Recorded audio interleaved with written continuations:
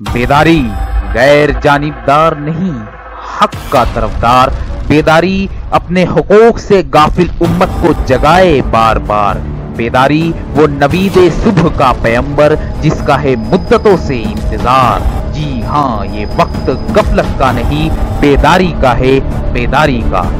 بیداری motivational channel میں آپ سبھی کا خیر مقدم۔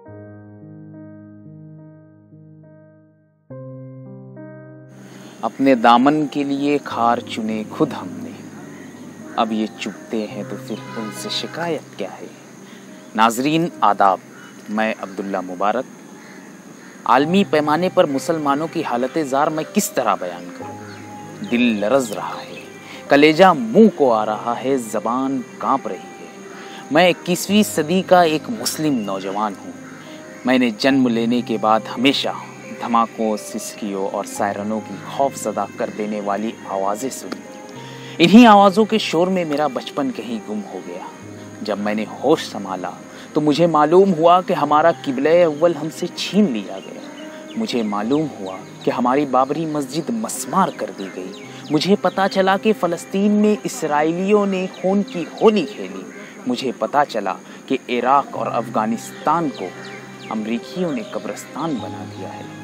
کیا آپ کو پتا ہے کہ مسجدوں اور میناروں کے شہر کرتبہ میں اب اذانیں نہیں ہوتی؟ فرانس میں برقعے پر پابندی ہے۔ چین میں مسلم ملازمین روزہ نہیں رکھ سکتے۔ کتنا افسوسناک مقام ہے نا کہ دنیا کے 13 لاکھ مسلمان دہشت گردی کی مار جھیل رہے ہیں۔ شام کے جنگ زدہ شہر حلب کی 11 سالہ بچی فاطمہ دنیا کے خداؤں سے ٹویٹ پر سوال کر رہی ہے، کیا میں اس سنڈے کو زندہ رہ پاؤں گی؟ یورپ کے ساحل سمندر پر 3 سالہ شامی مہاجر بچے ایلن کردی کی لاش چینخ چینخ کر عالمی سطح پر مسلمانوں کی حالت زار بیان کر رہی ہے۔ میرے سامنے کشمیر کی 14 سالہ خوبصورت طالبہ نصرت کی بے نور آنکھیں ہیں جو پلیٹڈ گنگ کے حملوں میں چھلنی کر دی گئی۔ نصرت کی بے بصیرت آنکھیں ہم سے سوال کرتی ہیں، کیا وہ کبھی ڈاکٹر بننے کا خواب پورا کر پائے گی؟ دہشت گردی کے جھوٹے الزام میں پکڑے گئے سینکڑوں مسلم نوجوانوں کے معصوم بچے مجھ سے سوال کرتے ہیں کہ ہمارے ابو سعودی سے کب واپس آئیں گے۔ ساتھیو، پشاور کے معصوم اسکولی بچوں کی خون میں لتھڑی ہوئی لاشیں ہم سے سوال کرتی ہیں کہ ان سے ان کا بچپن کیوں چھین لیا گیا۔ دوستو، اخلاق احمد کا کیا قصور تھا جسے بیف پابندی کے نام پر سرے عام قتل کر دیا گیا؟ نجیب احمد کا کیا قصور تھا جسے دن دہاڑے JNU سے غائب کر دیا گیا؟ بھوپال کے مظلوم قیدیوں کا کیا قصور تھا جنہوں جنگلوں میں توڑا توڑا کر انکاؤنٹر کر دیا گیا؟ اے عقل کے اندھو، اے ہیومن رائٹس کے ڈھونگیوں، اے امن کے نام پر بد امنی کرنے والوں، اے اقوام متحدہ کے مداریوں، اگر تمہیں مسلمانوں کی حالت زار دیکھنی ہے تو روہنگیا کے مسلمانوں کی بے کسی دیکھو، فلسطینیوں کی بے بسی دیکھو۔ کتاب سادہ رہے گی کب تک؟ کبھی تو آغاز باب ہوگا۔ جنہوں نے بستی اجاڑ ڈالی، کبھی تو ان کا حساب ہوگا۔ ناظرین، آج عالمی سطح پر مسلمانوں کی حالت زار پر مجھے بہت رونا آیا۔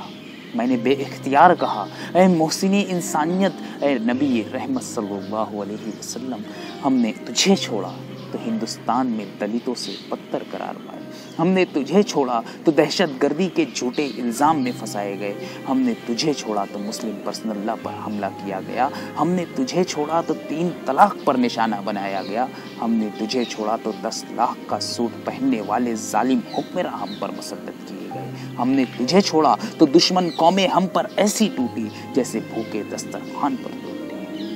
اے محسن انسانیت صلی اللہ علیہ وسلم، ہم تیرے ہی نام پر ستائے گئے، بابری سے دادری تک تیرے ہی نام پر ہمیں رلایا گیا، مظفر نگر سے آسام تک، برما سے شام تک ہم تیرے ہی نام پر مارے گئے۔ مل و مدثر، آپ نے مسجد نبوی صلی اللہ علیہ وسلم کے منبر و محراب سے ایک انتباہ دیا تھا کہ اگر یہ 5 خرابیاں تم میں در آئیں تو تم دشمن کے حوالے کر دیے جاؤ گے، کھانا جنگی میں مبتلا ہو جاؤ گے اور بے رحم حکمراں تم پر مسلط ہوں گے۔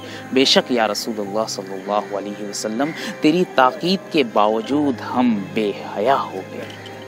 بے شک ہم نے ناپ تول میں کمی کی، بے شک ہم نے زکوٰۃ کو تاوان سمجھ لیا، بے شک ہم وعدہ خلاف ہو گئے، بے شک ہم عدل و انصاف ترک کر بیٹھے۔ اے سرور کائنات صلی اللہ علیہ وسلم، آج یہ گنہگار بندہ آپ کی بارگاہ میں اپنی قوم کی طرف سے اعتراف جرم کے لیے حاضر ہے۔ یقیناً آپ دنیا کے لیے سراسر رحمت تھے اور ہم دنیا کے لیے سراسر زحمت ہیں۔ ہمارا کردار گھر والوں کے لیے زحمت، ہمارا کردار بازاروں میں زحمت، ہمارا کردار درس گاہوں میں زحمت، ہمارا کردار مسجدوں میں بھی زحمت۔ اے ہم سب کے رہبر اعظم صلی اللہ علیہ وسلم، ہم تو بہت جھوٹے اور مکار ہیں، ہم نے تیرا دامن کبھی پکڑا ہی نہیں اور ہمیشہ یہ نعرے لگاتے رہے کہ نبی کا دامن نہیں چھوڑیں گے۔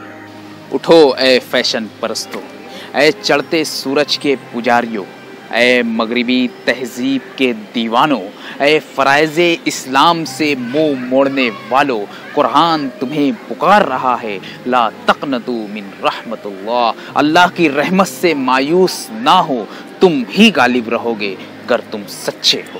قرآن کا وعدہ ہے، ان اللہ یحب التوابین، بے شک اللہ توبہ کرنے والوں کو پسند فرماتا ہے۔